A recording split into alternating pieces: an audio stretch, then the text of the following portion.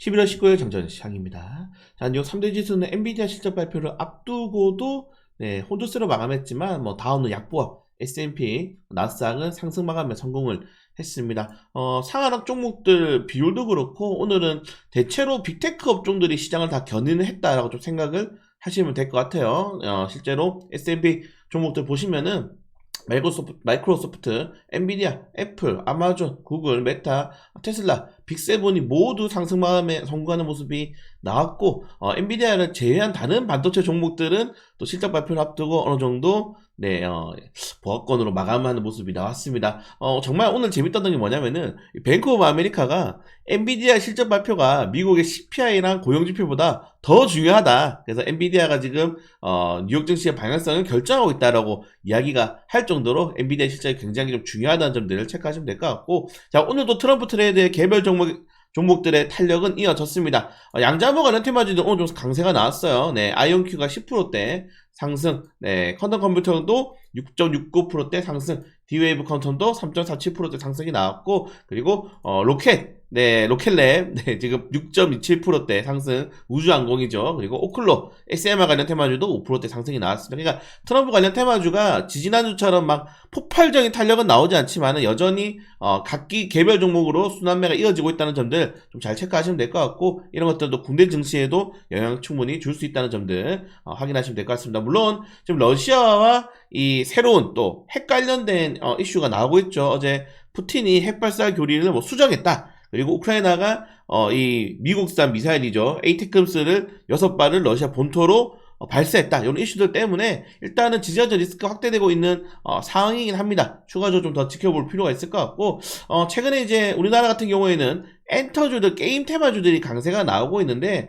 그 중에 정말 강세가 나오는 이 기초 중에 하나가 바로 이제 시진핑 주석의 이 방한이 예정이 되어 있습니다. 이런 것들을 좀 기조로 인해서 이제 엔터주들, 게임 테마주들이 올라가고 있고, 물론 이 엔터 게임 테마주들이 최근에 이 관세에 대해서 또 수혜주가 될 수 있다. 미국과 중국의 무역 분쟁에 대해서. 왜냐면은 엔터 게임주는 관세를 매기지 않잖아요. 그렇기 때문에 관세 테마주도 엮일 수 있지만은 이 시진핑의 방안에 좀 기조를 하면서 테마주도 올라가고 있기 때문에 한국과 중국의 이런 관계 일지를 계속적으로 체크를 하시는 게 좀 좋을 것 같습니다. 자, 그리고 개인 투자자들의 이런 비투 미수금이 1조를 넘겼다고 합니다. 미수금이 1조면은 제가 이제 걱정되는 게 코스닥, 코스피가 아직도 바닥이잖아요. 연중 최저치 구간대인데 여기서 한 번 더 좀 바닥으로 주가가 좀 하락이 나오게 된다면은 이 비투가 한 번 더 터지게 될 가능성이 굉장히 높다는 점들 좀 잘 체크하시면 될 것 같고, 여전히 지금 국내 증시는 이 신용융자 자금이 17조 원 규모로 굉장히 많은 규모입니다, 여러분들. 그렇기 때문에 이 신용이 높은 종목들은 좀 조심해 볼 필요가 있다. 내 종목들의 신용을 계속적으로 좀 체크를 하실 필요가 있다고 말씀을 좀 드리고 싶고요.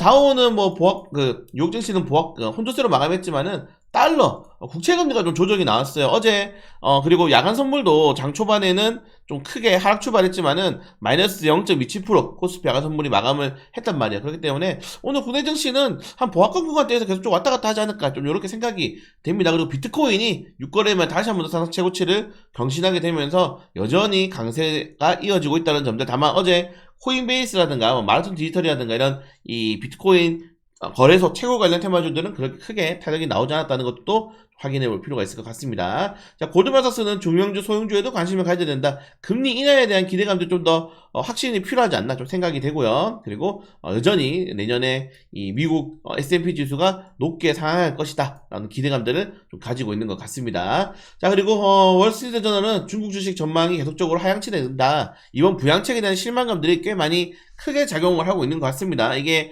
소비를 촉진하는 게 아니고 결국 부동산 쪽으로 좀 자금들이 많이 쏠릴 가능성이 높다라고 지금 보고 있기 때문에 이번 정책에 대한 좀 실망감들이 이어지고 있다는 점도 좀 체크하시면 될 것 같고, 그리고 SMR 관련 테마주도 여전히 좀 강세가 나오고 있다는 점들, 그리고 이 에이텍금스의 보시 사거리가 어마무시합니다. 여기서 우크라이나에서 쏘면은 이 본토까지는 확실하게 이제 우리가 흔히 말하는 수도권 모스크바까지는 가지 못해도 여전히 최대 사거리가 높기 때문에 이런 것들은 이 러시아 쪽에서 좀 부담이 될 수 있다는 점들 체크하시면 될 것 같고, 유가가 오늘도 조금 올랐기 때문에 정유 관련 테마주들 좀 상승 할 수 있다는 점들 체크하시면 될 것 같습니다. 그리고 큰 이슈가 나오지 않았어요. 이번 주는 계속 말씀드리지만은 일정 이슈가 큰 게 없습니다. 저렇게 뭐 돌발적인 이슈들이 나올 수밖에 없기 때문에 계속적으로 좀 체크할 필요가 있지 않나 좀 확인하시면 될 것 같고, 지금 100일해가 엄청나게 유행을 하고 있다고 하죠. 100일해 관련 테마주들이 국제화품 요거 하나밖에 지금 안 보시면 될 것 같습니다. 국제화품이 대장주로 움직이고 있어가지고 지금 100일해가 너무 많이 확산되고 있어서 지금 질병청에서는 이거 지금 백신 무조건 맞아야 된다고 이야기하고 있을 정도로 환자들이 급증하고 있다는 점들은 좀 체크를 하시면 될 것 같습니다. 네, 개별적인 일정 정보부터 어제 넷플릭스가 오징어 게임 성공 확신한다 요런 발언도 좋죠. 그래서 덱스터, 네블레인, 쇼박스, 아티스트 유나이티드가 관련 테마이기 때문에 아티스트 유나이티드가 대장주죠. 대장주기 때문에 움직일 수 있다는 점들 좀 체크하시면 될 것 같고, 그걸 제외하고는 뭐 실적 발표를 앞두고 어느 정도 움직임이 좀 제한적이지 않나. 슈퍼 마이크로 컴퓨터는 계속 오릅니다. 거의 이제 선거를 또 한 50% 올랐죠. 네, 회계법인의 선임에 성공하게 되면서 상장 폐지 리스크가 어느 정도 완화됐다는 점들을 체크하시면 될 것 같습니다. 네, 오늘 개별적인 일정 종목들 이렇게 좀 많이 있다는 거 하나씩 보시면 될 것 같고, 네, 이렇게.